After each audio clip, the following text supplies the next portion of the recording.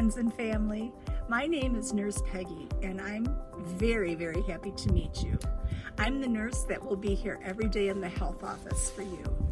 My job is to care for you if you're sick, injured, or need any kind of medications. For my friends just starting school, I want to talk to you about healthy habits. You may want to start practicing some of these things over the summer. Number 1, get a good night's sleep. Mom and Dad, if you can help by taking the electronics away from your kids about an hour before bedtime, this helps to quiet little minds so they can rest better. Did you know that you actually grow when you're sleeping? Number 2, feed your brain. Yep, that's right. You can't drive a car without gas, right? If you don't eat breakfast, you feel really tired and not so interested in things.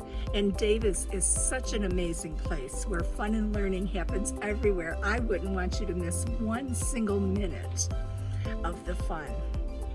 Make sure you bring your water bottles to school too. Every day, fill it up. We have fancy water fountains that you can refill them at, and that'll help to keep you really hydrated. Continue to practice good hand washing. We've been doing that now for a long time, wearing our masks, things like that. But I want you to continue to practice washing your hands.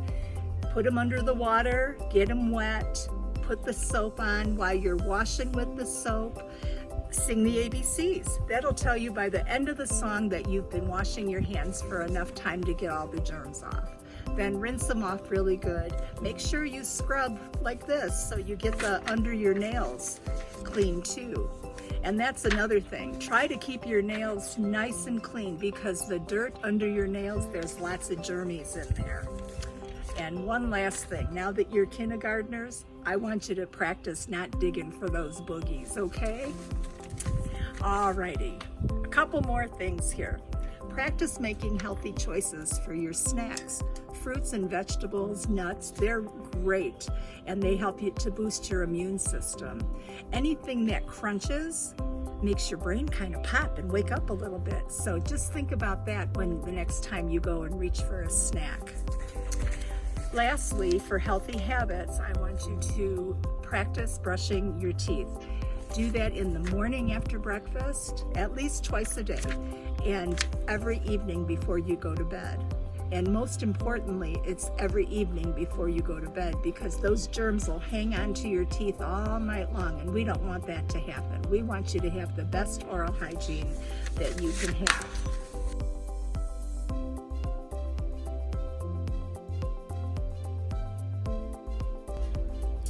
If your kid should sustain an injury away from school, which happens all the time because kids are prone to injuries, we all know that, please make sure that you let me know what happened, and if there's any restrictions, I need to have that written out by their physician.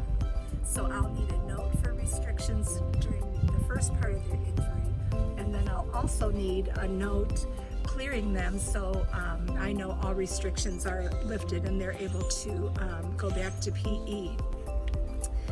When your child comes to the office and they're ill, I'll do my full assessment on them and check them out and see how they're doing.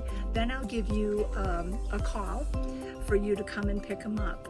The kids will wait in the health office with me for you to, until you arrive.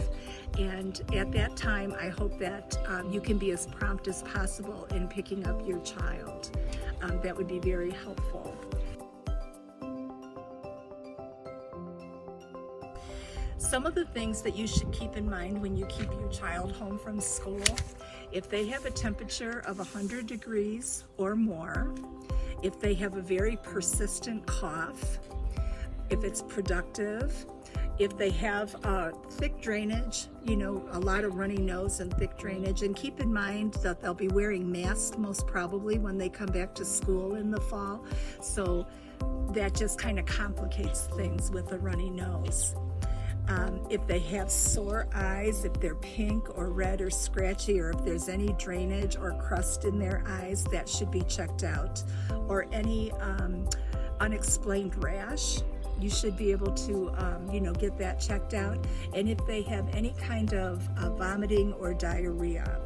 Now, also, if they have vomited, if they have diarrhea, or if they have a temperature, they have to be free from that happening for at least 24 hours without medication before they can come back to school. Sometimes kids are sent back to school a little bit too early.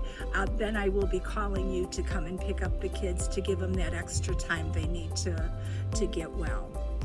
Now, if the kids have a bacterial infection, such as like pink eye or a strep throat, they need to be on antibiotics for a full 24 hours prior to coming back. If your child is going to be out of school for 5 days or longer, I'm going to need a doctor's note for them to return safely to school. Well, I think for the most part, that's about it. I'm available to talk to you anytime. Please call the health office if you have any questions. And I want to say that I'm excited to meet you in the fall. Have a great summer. Get out there and have fun and run and jump and skip and swim and ride your bikes and just have lots and lots of fun. Don't forget the suntan lotion. Bye. See you in the fall.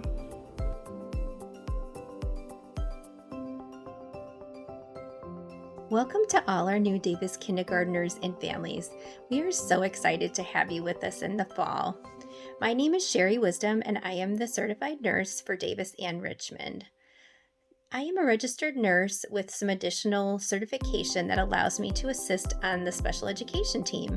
So if your child has an IEP or a 504 or is being evaluated for one, then I would be the nurse that you would see in those meetings. So I wanted to talk about the requirements for kindergarten. Each kindergartner must have a completed physical exam dated within 1 year of the start of the school year, and also a completed immunization record with the series diphtheria, tetanus, and pertussis, hepatitis B, polio, measles, mumps, rubella, and varicella vaccine series completed. And then they also need a dental exam, and the dental exam needs to be dated within 18 months of May 15th, 2022. And then also a vision exam that's dated within 1 year of the start of the school year. And all those forms are really important, not only for compliance, but just to let us know that your child is healthy, they're seeing well, and that they're not having any severe dental problems. So those forms must be submitted prior to the start of the school year, except for the dental exam. We can take those up until May 15th, 2022. But, if you have it done, we prefer that you just go ahead and hand it in now.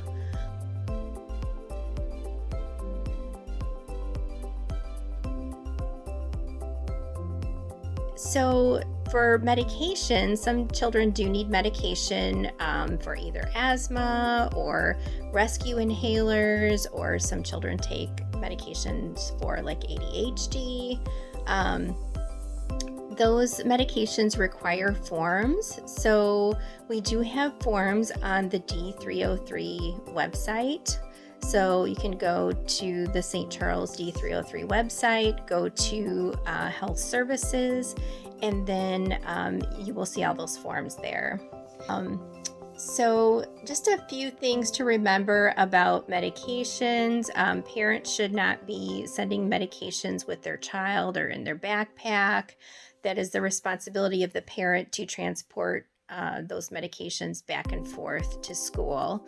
If you have a situation where you need medications for school and for home, the pharmacy can typically give you an extra medication bottle, or if you have like an EpiPen and you only have 2, you could split it between home and school if that's what you prefer to do.